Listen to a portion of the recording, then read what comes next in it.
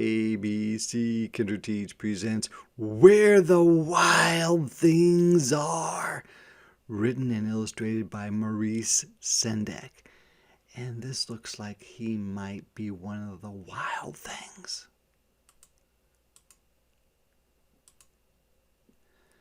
The night Max wore his wolf suit, right there, and made mischief, getting into a little bit of trouble, of one kind.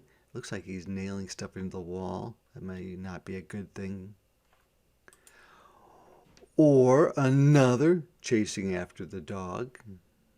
And look at, there's a picture that Max drew that looks like one of the wild things, doesn't it? His mother called him Wild Thing, and Max said, "I'll eat you up."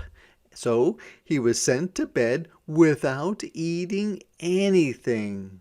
I don't think they're going to make him go to sleep without eating. Maybe they'll just have to bring some food up later, maybe? Let's see. That very night in Max's room, a forest grew. Look at trees are growing and grew. More trees and bushes. It looks like there's grass.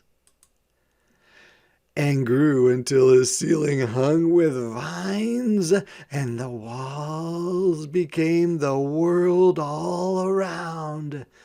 So his room changed into this.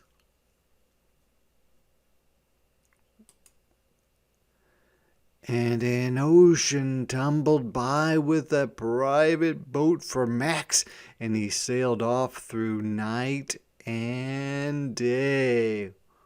Wow, that's a long time to be in the boat. I hope he's going to be okay. Where's he sailing to? And in and out of weeks, and almost over a year, to where the wild things are. That looks like a wild thing. And it looks like he's landing on this island where the wild things are. And when he came to the place where the wild things are, they roared their terrible roars and gnashed, grind their teeth together in an angry way, their terrible teeth, and rolled their terrible eyes, and showed their terrible claws. Terrible claws, terrible eyes, roars. He does not seem to be very scared, though, does he? He seems almost like he's madder. Till Max said, "Be still," and tamed them with the magic trick of staring into all their yellow eyes without blinking once, and they were frightened and called him the most wild thing of all.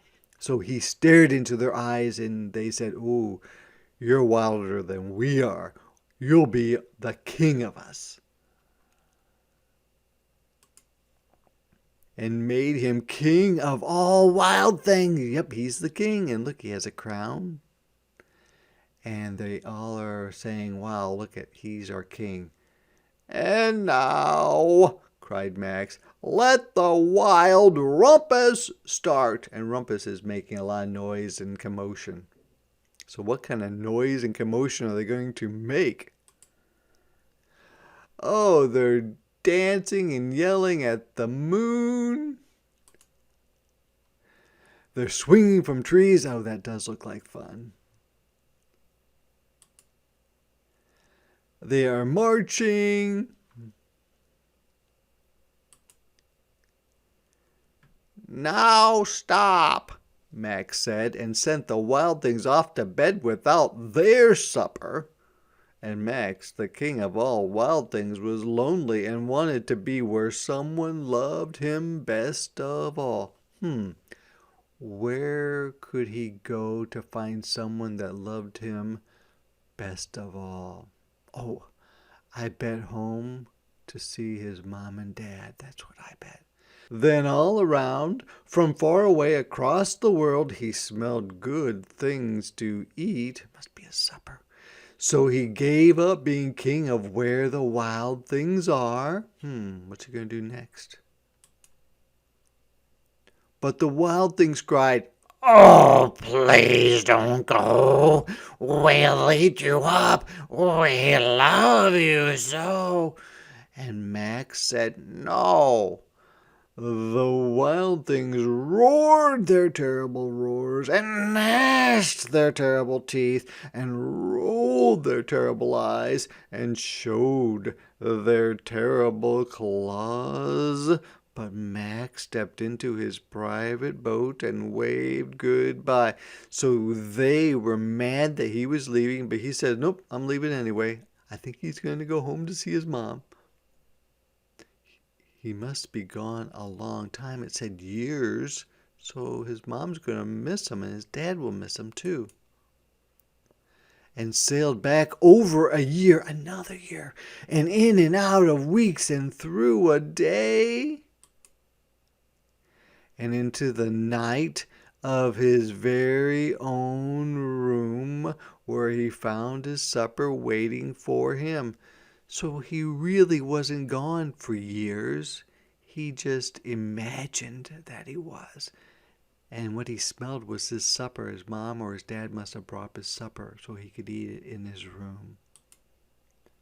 And it was still hot. So not long at all.